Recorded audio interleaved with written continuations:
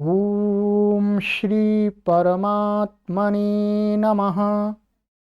ओम श्री गुरुभ्यो नमः।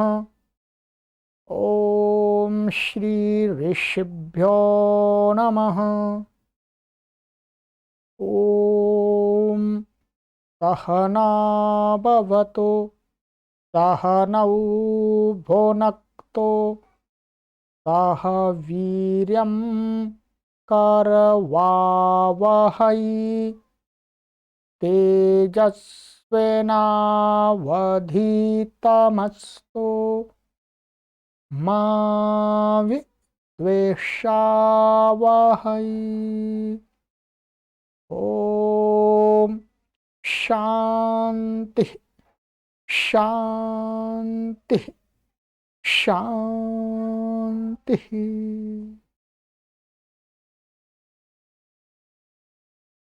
सर्वेभ्यो नमः। देववाणी संस्कृतं यूट्यूब चलदृश्यं प्रति भवतां भवतीनां च हार्दं स्वागतम्। मित्रों, आज से यह एक नई श्रृंखला का आरंभ किया जा रहा है। संस्कृत शिक्षण की यह श्रृंखला होगी। संस्कृताय नमः। संस्कृत के लिए नमन करने का तात्पर्य है हम संस्कृत भाषा के लिए नतमस्तक हैं, उसके प्रति अपना आंतरिक भाव, विनम्रता का भाव, श्रद्धा का भाव प्रकट करते हैं। ये है रचनानुवाद कौमुदी। ठीक है, आप देख रहे होंगे, लिखा हुआ दिख रहा होगा आपको, रचनानुवाद कौमुदी। ये है पुस्तक, ये यही पुस्तक है। ठीक है, इस पुस्तक के जो कवर का जो कलर है वो परिवर्तित होता रहता है पब्लिकेशन की तरफ से। कभी इसको थोड़ा सा अलग टाइप का कर देते, पुस्तक यही होती है सामग्री यही होती है। ठीक है, इस पुस्तक के जो लेखक हैं वो हैं डॉक्टर कपिल देव द्विवेदी जी महाराज। बहुत बड़े संस्कृत के प्रकांड विद्वान हुए हैं, अनेक पुस्तकें लिखी। उन्होंने संस्कृत सीखने वालों के लिए भी बहुत ही सर्वश्रेष्ठ पुस्तकें लिखी हैं। ठीक है, उनकी कौन कौन सी पुस्तकें हैं उसके विषय में मैंने एक वीडियो बना दी है। यदि जिनको भी वीडियो चाहिए तो उसका लिंक आप हमसे व्हाट्सएप नंबर पर संपर्क करके ले सकते हैं। तो इस पुस्तक को इस श्रृंखला में पूरा पढ़ेंगे। ठीक है, ये द्वितीय श्रेणी के विद्यार्थियों के लिए है, संस्कृत सिखाने के लिए। ठीक है, डॉक्टर कपिल देव द्विवेदी जी की एक ये पुस्तक है प्रारंभिक रचनानुवाद कौमुदी। ठीक है, ये इसका द्वितीय भाग है। अर्थात यदि कोई बिल्कुल भी संस्कृत भाषा को नहीं जानते, बिल्कुल भी नहीं जानते, आयु कितनी भी हो, 12 वर्ष से लेकर के 100 वर्ष से अधिक भी आयु हो तो भी कोई परेशानी नहीं। उन 12 वर्ष से लेकर के 100 वर्ष की आयु के सभी पाठकों को जो शून्य स्तर से संस्कृत भाषा को सीखना चाहते हैं, प्रारंभिक संस्कृत भाषा को लेखन और संभाषण और पढ़कर के समझना, उनके लिए ये पुस्तक बनाई है।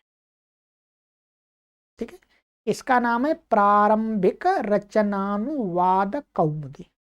आप समझ गए होंगे प्रारंभिक माने बिगनिंग वाले विद्यार्थियों के लिए। इसका पूरा कोर्स तैयार कर दिया गया है उत्तर पत्रिका के साथ में। ठीक है, यदि आप बिल्कुल भी संस्कृत भाषा को नहीं जानते हैं तो आपको ये कोर्स पढ़ना चाहिए। ठीक है, तो जो बिल्कुल नहीं जानते हैं उनके लिए कोर्स तैयार है। प्लेलिस्ट में एक कॉलम बना दिया गया है, प्रारंभिक रचनानुवाद कौमुदी न्यू कोर्स करके। मैंने पहले लिखा हुआ प्रारंभिक रचनानुवाद कौमुदी, कोष्टक में लिखा हुआ है न्यू कोर्स, उसी कोर्स को पढ़ना है। उसमें उत्तर पत्रिका है। और अब है इसका ये द्वितीय भाग, रचनानुवाद कौमुदी। ये उन पाठकों के लिए है जिन्होंने इस कोर्स को कंप्लीट कर लिया है, पढ़ लिया है, अथवा जो पूर्व से ही कुछ संस्कृत भाषा के अनुवाद आदि बनाना जानते हैं, अथवा कुछ संभाषण जानते हैं। उन सभी पाठकों के लिए ये द्वितीय श्रेणी की संस्कृत शिक्षण की पुस्तक है। इसका कोर्स का आरंभ आज से हो रहा है, इस प्रथम कक्षा से। ठीक है। इस पुस्तक को यदि आप प्राप्त करना चाहते हैं तो आप इस पुस्तक को ऑनलाइन प्राप्त कर सकते हैं। यहाँ वीडियो के डिस्क्रिप्शन में इस पुस्तक को ऑनलाइन प्राप्त करने का लिंक दिया है, अन्यथा आप व्हाट्सएप पर संपर्क कर लीजिएगा। और इस पुस्तक की यदि पीडीएफ आपको चाहिए तो पीडीएफ आप गूगल में जाकर के सर्च कर लीजिएगा, तो वहां से इस पुस्तक की आपको पीडीएफ भी निःशुल्क मिल जाएगी। ध्यान रखेंगे, ठीक है। पुस्तक चाहिए, हार्ड कॉपी चाहिए, तो फिर आपको ऑनलाइन लेनी पड़ेगी, इसका शुल्क भी देना होगा पुस्तक का। शिक्षण की किसी भी कक्षा का कोई शुल्क नहीं है, पूर्णतः 100% निःशुल्क ये संस्कृत शिक्षण आंदोलन चलाया जा रहा है। ठीक है। तो आज से इस द्वितीय श्रेणी के कोर्स का आरंभ हो रहा है। इस पुस्तक के अंदर 60 अभ्यास हैं जो हम आगे पढ़ेंगे। 60 अभ्यासों को पढ़ने में लगभग आपको, यदि आप प्रतिदिन पढ़ते हैं परिश्रम पूर्वक, तो आपको 8 से 9 माह लगेंगे। ध्यान देंगे, 8 से 9 माह आपको लग जाएंगे इसको कंप्लीट करने में। ठीक है, ध्यान देंगे। कोर्स आज यहीं पर आपको रचनानुवाद कौमुदी नंबर 2, ठीक है, ऐसा लिखा होगा, उस कॉलम पर आप क्लिक करेंगे तो सभी वीडियो आपको मिलेंगे। और ये विशेष बात है कि आप इन सभी वीडियोज को पीडीएफ के साथ यदि पढ़ना चाहते हैं, पीडीएफ जो मैं पीडीएफ यहाँ बना रहा हूँ, इस पीडीएफ के साथ वीडियो दोनों को मिलाकर के पढ़ना चाहते हैं, तो फिर देववाणी संस्कृतम ऐप है, उसको प्ले स्टोर से डाउनलोड कर लीजिएगा। और उसमें ये सभी वीडियो, ये जो वीडियो मैं बना रहा हूँ, पढ़ा रहा हूँ, ये उसमें आपको मिलेगी, साथ में ये पीडीएफ भी मिलेगी। यूट्यूब पर पीडीएफ की कोई सुविधा नहीं है, इसलिए नहीं मिलेगी। ठीक है। ऐप की अपनी पॉलिसी है, उस पॉलिसी के अनुसार आपको पढ़ना पड़ेगा। यूट्यूब की अपनी पॉलिसी है, उसके अनुसार पढ़ना पड़ेगा। सीधी बात है। ऐप को डाउनलोड करने के लिए लिंक भी मैंने यहाँ वीडियो के डिस्क्रिप्शन में दे दिया है, उस पर क्लिक करके आप प्ले स्टोर में जाकर के ऐप को डाउनलोड कर दीजिएगा, फिर वहाँ पढ़िएगा। तो अब इस कक्षा का आरंभ हो रहा है और हम सभी मिलकर के प्रभु से प्रार्थना करते हैं, हे परमपिता परमेश्वर, आप हमें इतना सामर्थ्य दीजिएगा कि हम पढ़ाने वाले और आप सभी पढ़ने वाले इस संपूर्ण कोर्स को आद्योपांत पढ़ सकें, कोई बाधा विघ्न उत्पन्न मध्य में ना हो, हे प्रभु। ठीक, चलिए आरंभ करते हैं। कक्षा 1, ठीक है।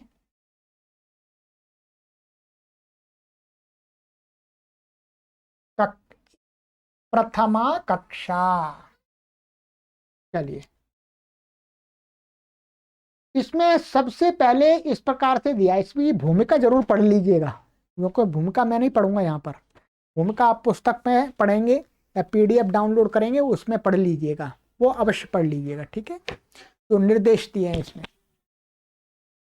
तो ये सबसे पहले इसमें इस प्रकार से ये देते हैं, आज हम समझेंगे। जैसे अभ्यास एक, माने प्रथम अभ्यास, पहला अभ्यास है।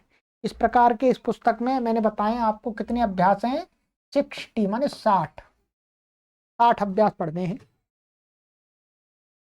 तो यहां पर ये दिया है शब्दकोश। शब्दकोश में ये शब्दकोश है, इनका प्रत्येक अभ्यास में होगा। प्रत्येक अभ्यास के शब्दकोश में 25 शब्द देंगे। शब्द में धातु भी होंगी, शब्द संज्ञावाची शब्द भी होंगे, विशेषण शब्द होंगे, अव्यय होंगे, सर्वनाम आदि सब प्रकार के शब्द होंगे जो संस्कृत के होते हैं, ठीक है। 25 ही होंगे, पर प्रत्येक अभ्यास में 25 होंगे, ठीक है। तो 25 आप 60 और 60 इंटू 25, यदि आप इसको करते हैं तो ये आपके लगभग 1500 शब्द हैं। 1500 शब्दों का अभ्यास करा दिया जाएगा, ठीक है। चलिएगा,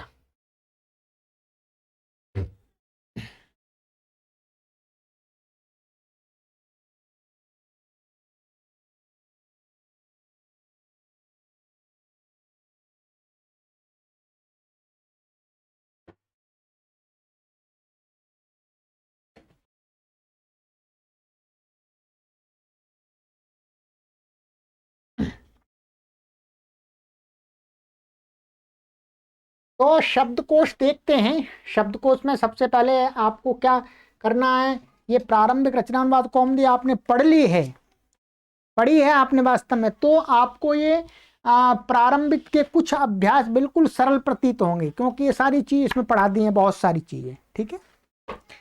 तो इसलिए शब्दकोश में आप देखेंगे इसमें विभाग किए गए हैं। ये क विभाग है, और ये यहाँ पर ख विभाग है, ये ग विभाग है, तो और एक घ विभाग और है। 4 विभाग किए हैं। प्रत्येक अभ्यास में चारों विभाग अनिवार्य नहीं है, किसी में कोई कम हो सकता है, किसी में पूरे हो सकते हैं, ठीक है। ये विभाग इसलिए क्या है, 4 प्रकार के शब्द, सभी शब्दों को 4 विभागों में बांटा हुआ है। जैसे सह, सह का अर्थ होता है वह। सह का अर्थ क्या है, वह पढ़ा हुआ है आपने। तद शब्द का पुल्लिंग का, ये प्रथमा व्यक्ति का एक वचन का शब्द है। सह माने वह। तऊ माने वे दोनों। ते माने वे सब, ते माने वे सब। भवान आप, पुल्लिंग में क्या है, माने पुल्लिंग में आपको क्या बोलते हैं, भवान। और अभावती आप, स्त्रीलिंग में। स्त्रीलिंग में यदि आप बोलेंगे किसी को, आप किसी स्त्री को, तो क्या बोलेंगे, भावती। इस प्रकार से बोलना होगा, ठीक है।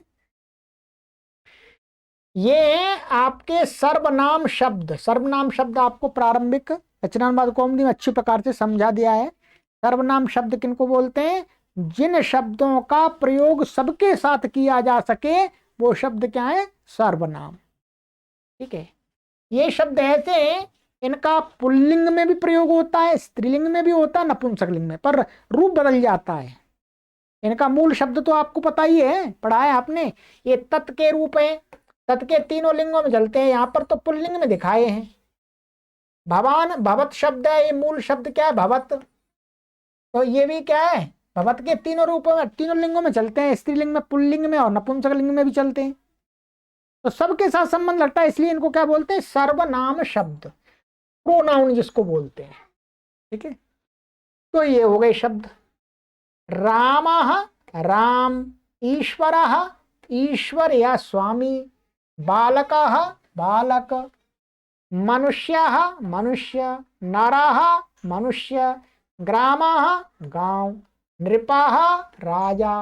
विद्यालय, विद्यालय। इसमें 13 शब्द हैं। ये पूरे 13 शब्द हैं आपके।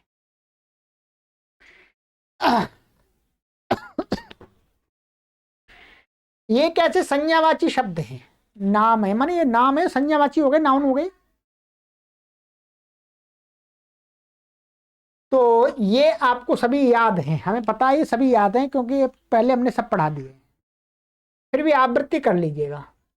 ख विभाग है, ख विभाग में भू माने होना, पठ, पठ का अर्थ होता है पढ़ना। ये धातुएं आ गई, ठीक है। ख विभाग में क्या है, धातुएं हैं, वर्ब्स। लिख, लिख का अर्थ है लिखना। हस, हस का अर्थ है हंसना। गम, गम का अर्थ है जाना। आगम, आगम का अर्थ है आना। ये 6 धातुएं हैं। कितनी? 6 धातुएं। गा, गा विभाग में ये अव्यय रखते हैं जिनके रूप नहीं चलते, ठीक है। तो अत्र, अत्र माने यहां, इह, इह माने यहां, यत्र, यत्र माने जहां, तत्र, तत्र माने वहां, कुत्र, कुत्र माने कहां, क्व माने कहां। ये सभी शब्द आपको पढ़ा दिए गए हैं प्रारंभिक रचनानुवाद कौमुदी के कोर्स में, परंतु फिर दोबारा पढ़ेंगे। अब तो कोई अधिक आपको परेशानी नहीं है, अब अधिक कष्ट नहीं होगा, ठीक है। तो आप इन सभी शब्दों की आवृत्ति करके स्मरण कर लीजिएगा, ठीक है। इनको ध्यान रखना है। अब ये जो मैंने आपको अभी बताया कि इस पुस्तक में किस प्रकार से शब्दों को रखा गया है विभाग करके, वही बात यहां पर ये बता रहे, मैंने आपको पहले बता दी, मैं पढ़ के बताता हूं, ठीक है। देखिएगा, सूचना नंबर 1, शब्दकोश के लिए ये संकेत स्मरण कर लें आगे, और इस शब्दकोश में यही नियम लगेगा, कैसे कैसे क्या क्या किया गया ये समझ लें। का विभाग जो होगा उसमें कौन किस प्रकार के शब्द होंगे, संज्ञावाची या सर्वनाम शब्द। जैसा प्रारंभिक रचनानुवाद कौमुदी में थे वैसे ही इसमें भी है, ठीक है। तो हमने इसमें भी देखा संज्ञावाची भी है, सर्वनाम भी है। ख विभाग में धातु या क्रियावाची शब्द होंगे, तो इसमें धातु पड़ी हुई है, क्रियावाची शब्द नहीं थे, आगे आ जाएंगे। ग विभाग में अव्यय या क्रिया विशेषण होंगे, अव्यय होंगे या क्रिया के विशेषण, जो क्रिया की विशेषता बताते हैं। और घ में केवल विशेषण शब्द होंगे, हैं विशेषण। इस प्रकार से हमें शब्दकोश में देखना है कि इसी प्रकार से शब्दों को समझना है कि क विभाग में तो वो संज्ञावाची हो सकते हैं, सर्वनाम हो सकते हैं। ख विभाग में तो वो धातु हो सकती है, क्रियावाची शब्द हो सकते हैं। ग विभाग में कोई शब्द पड़ा हुआ है तो वो अव्यय हो सकता है या क्रिया का विशेषण हो सकता है। घ विभाग में पड़े हुए शब्द क्या होंगे, विशेषण। ये इन्होंने पहले निर्णय कर दिया,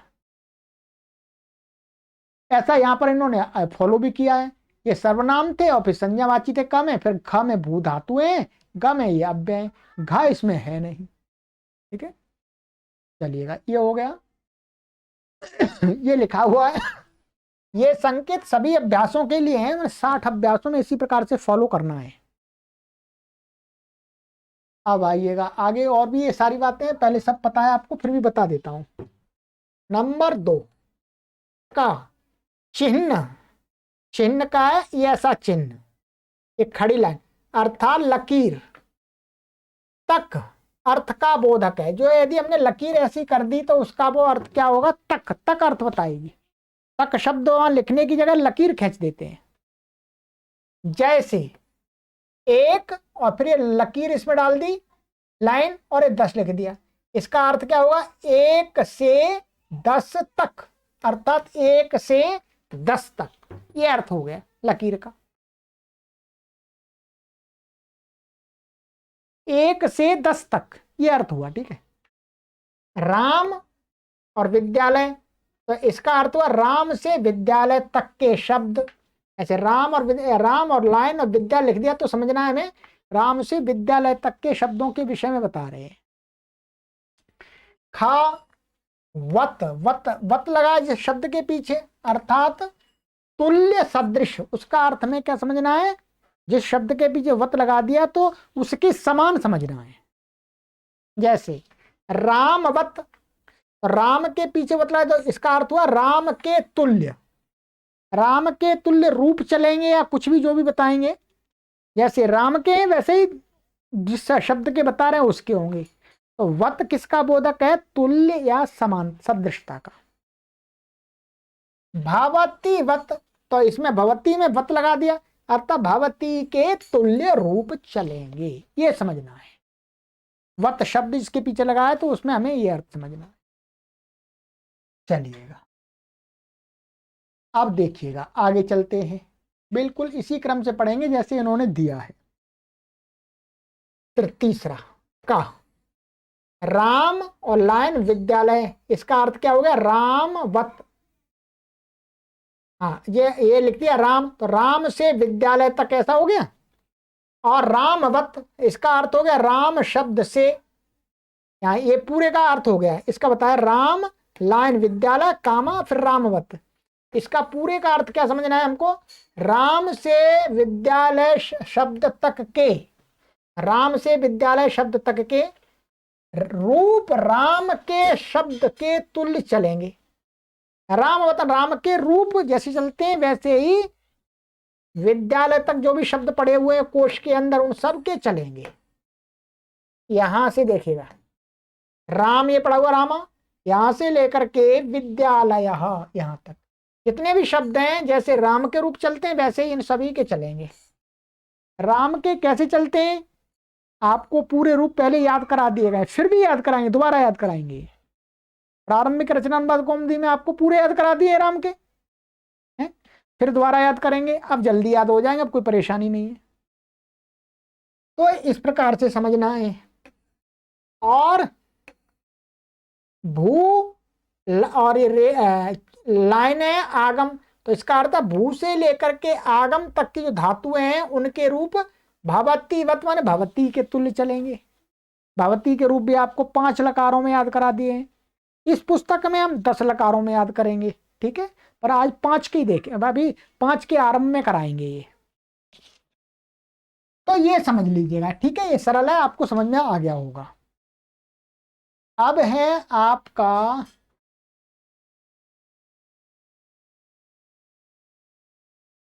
व्याकरण। व्याकरण माने ग्रामर क्या है? इस अभ्यास में ग्रामर से संबंधित क्या चीज बताएंगे वो बता रहे हैं। ग्रामर में बताएंगे लट, लट लकार, लट लकार का क्या होता है, लट लकार किस का अर्थ क्या होता है, ठीक है, लट लकार वर्तमान काल को बताता है, ये बताएंगे। और परस्मयी पद की बात करेंगे, जैसे हमने पढ़ा है प्रारंभिक में, परस्मयी पद धातुएं होती हैं, आत्मनेपद धातु होती हैं, धातुएं होती हैं, ठीक है। कर्तृवाच्य माने कर्तृवाच्य 3 वो वॉइस होते हैं, कर्तृवाच्य, कर्मवाच्य, भाववाच्य, आगे उसमें भी पढ़ा दिया है प्रारंभिक में। और माने कर्तृवाच्य, कर्मवाच्य, भाववाच्य माने active voice, passive voice, impersonal voice. इन तीनों वाच्यों में से क्या है, इस अभ्यास में कर्तृवाच्य के बारे में बताएंगे, एक्टिव वॉइस के बारे में, ठीक है। आइएगा अब देखते हैं नीचे क्या बता रहे हैं। अब ये राम शब्द के पूरे रूप आपको नहीं बताएंगे, पर हम आज आपको पूरे राम के रूप याद कराएंगे, या करिए हैं, किए हुए हैं, आपको आवृत्ति कराएंगे। यहां कह रहे हैं नंबर 1 में रामः रामौ रामाः प्रथम, ये प्रथमा व्यक्ति के रूप हैं, और ये किसमें, ये कर्ता के रूप में प्रयोग होते हैं, वाक्य में कर्ता के रूप में प्रयोग होते हैं प्रायः करके। और रामम रामौ रामान ये द्वितीय विभक्ति के रूप में, ये कर्म के रूप में प्रयोग होते हैं, कर्म कारक के रूप में, कर्ता ने कर्म को कर्ण से आदि द्वारा बताया गया है उसमें। तो ये रामम रामौ रामान ये पूरे यहां पर संक्षिप्त रूप दिए हैं, इसी प्रकार से आप दूसरे शब्दों को भी बना पाएंगे, ठीक है। जैसे आहा आऊ आह ये संक्षिप्त प्रत्यय हैं, ऐसे अकारांत पुल्लिंग शब्द अम आऊ माने ये पूरे हैं संक्षिप्त अकारांत पुल्लिंग के, अम आऊ आन ये द्वितीय व्यक्ति के संक्षिप्त रूप हैं। ये सारे व्यक्तियों को बता दूंगा आपको, ठीक है। संक्षिप्त रूप शब्द के अंत में लगेंगे, अंत में कैसे लगेंगे, क्या करना होता है वो तरीका पहले भी बताया, फिर आज फिर बताएंगे इस कक्षा में आरंभ की में। बालका बालकौ बालका बालकम आदि बन जाएगा, ठीक है। चलिएगा पहले इसी को देखते हैं, पूरे राम के रूप हम देखते हैं। देखिएगा ये हैं आपके राम के रूप, ठीक है। प्रथमा विभक्ति, द्वितीय विभक्ति, तृतीय, चतुर्थी, पंचमी, षष्ठी, सप्तमी और संबोधन, ठीक है। ये है राम का अर्थ है राम, और ये ह्रस्वकारांत पुल्लिंग शब्द है, पुल्लिंग शब्द है ह्रस्वकारांत।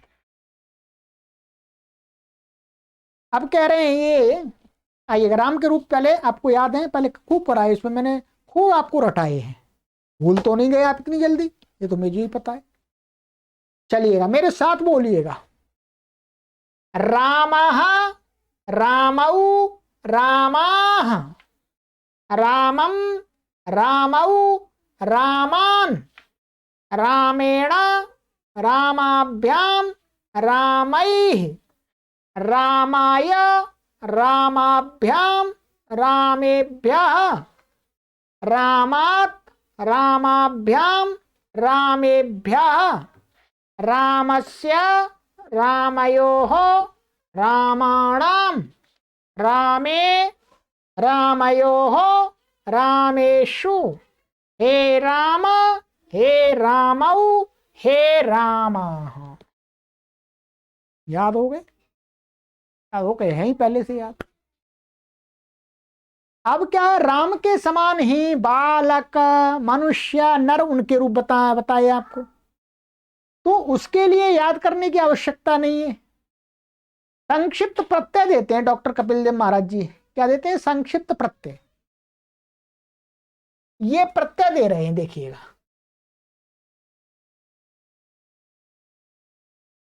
प्रथमा व्यक्ति, द्वितीय व्यक्ति, तृतीय, चतुर्थी, पंचमी, षष्ठी, सप्तमी और संबोधन। ये एक वचन की है, द्विवचन की है, बहुवचन की है, ठीक है। ये रो अब क्या करना है, इन प्रत्ययों को जोड़ करके हम जितने भी पुल्लिंग ह्रस्वकारांत शब्द उनके सब के रूप बना सकते हैं आराम से बिना रटे। संक्षिप्त प्रत्यय आप देखिएगा, आह औ आह, अम औ आम, एन आभ्याम ऐः, आया आभ्याम एभ्यः, आत आभ्याम एभ्यः, अस्य अयोः, क्या लिखा हुआ? आनाम, ए अयोः एषु, आ औ आह, ठीक है। अब देखिए क्या करना होगा आपको, आप जो कोई भी ह्रस्वकारांत शब्द लेंगे, मानिएगा आपने लिया, आपने ये ले लिया, आपने लिया बालक, बालक लिया, तो सबसे पहले क्या करना होगा, इसमें जो आ है क में वो हटाना होगा, आ को हटा करके उसको हलंत करना है, का को, अंतिम वर्ण को, अंतिम वर्ण जो स्वर है उसको हटा देना है। अब इसमें आपको ये प्रत्यय जोड़ते जाना, अपने आप रूप बन जाएंगे, देखिएगा कैसे बनेगा। राम बालकाः बालकौ बालकाः, बालकं बालकौ बालकान्, बालकेन बालकाभ्यां बालकैः, बालकाय बालकाभ्यां बालकेभ्यः, बालकात् बालकाभ्यां बालकेभ्यः, बालकस्य बालकयोः बालकानां, बालके बालकयोः बालकेषु, हे बालक। संबोधन में हे लगा देते हैं, पहले शब्द से पहले क्या लगा देते हैं? हे। ये आपको पहले बताया, हे फिर शब्द, तो हे बालक, हे बालकौ, हे बालकाः, बन गया। कुछ शब्दों में, कुछ शब्दों के जब रूप चलाते हैं तो क्या होता है, यहां पर ये ना है और ये ना है, इसको क्या हो जाता है? अणा हो जाता है, अणा, और इसको अणा। कुछ शब्दों में, कौन से शब्दों में हो जाएगा, ये नियम है वास्तव में। ये नियम आपको प्रारंभिक रचनानुवाद कौमुदी में पढ़ाया था, परंतु इस पुस्तक में आप आगे पढ़ेंगे, आगे पढ़ेंगे, ठीक है। तो अभी मैं आपको ये बता दूंगा कि अब आपको ये जो शब्द हैं यहां पर शब्दकोश के अंदर, ध्यान दीजिएगा, क्या ये जो शब्द हैं आपके, ये राम, ईश्वर, बालकाय आदि, तो किस शब्द में न को अणा होगा, किस में नहीं होगा? तो जिनमें नहीं होगा माने न ही रहेगा, उनको देख लेते हैं। देखिएगा, इसमें न ही रहेगा, मैं न लिखता जाता हूं, इसमें न ही रहेगा। और ना माने एन और आ नाम नहीं रहेगा, वहां न कोणा नहीं होगा। और इसमें इसमें भी ना रहेगा, इन दो शब्दों में ना रहेगा, ध्यान दीजिएगा। और ये जो शब्द हैं राम, ईश्वर और मनुष्य, नर, ग्राम, नृप, इन शब्दों में न को क्या हो जाएगा, अणा हो जाएगा। बस इन शब्दों के जब रूप चलाएंगे तो न को अणा हो जाएगा, जैसा कि यहां पर हो रहा है। आपने देखा, ठीक है, यहां एन है और यहां आ नाम है, और राम के रूप चलाए तो क्या हो रहा है, एण न हो गया, न को क्या होगा, हो गया। तो अब मैंने आपको बता दिया किन शब्दों में नहीं होगा अणा और किन में होगा। अब आपको क्या दिया जा रहा है, मैं गृह कार्य दे रहा हूं कि आपको ये याद कर लेने सभी शब्द, और इन यहां से लेकर के यहां तक के सभी शब्दों के रूपों को याद करना है, एक बार लिखना है। बेशक आपको याद है तो भी लिखिएगा, ठीक है, लिखिएगा। फिर अगली कक्षा में मैं आपको यहां से आगे पढ़ाऊंगा। यहां तक ये हो गया आपका, ठीक है, ये इन्होंने बताया वो मैंने आपको बता दिया। फिर नंबर 2 से अगली कक्षा में पढ़ेंगे, ठीक है। चलिएगा, इस कोर्स को हमें 1 करोड़ लोगों तक पहुंचाना है। निःशुल्क हम पढ़ा रहे हैं, हमारा लक्ष्य है कि 1 करोड़ लोगों तक हम निःशुल्क संस्कृत शिक्षण पहुंचा सकें ऑनलाइन माध्यम से। इसमें आपसे दक्षिणा के रूप में यही आशा की जाती है, अपेक्षा की जाती है कि आप अधिक से अधिक लोगों तक शेयर करके इस कोर्स को पहुंचाएं, ठीक है। चलिएगा, आगे की कक्षा में मिलते हैं। सर्वेभ्यो नमः।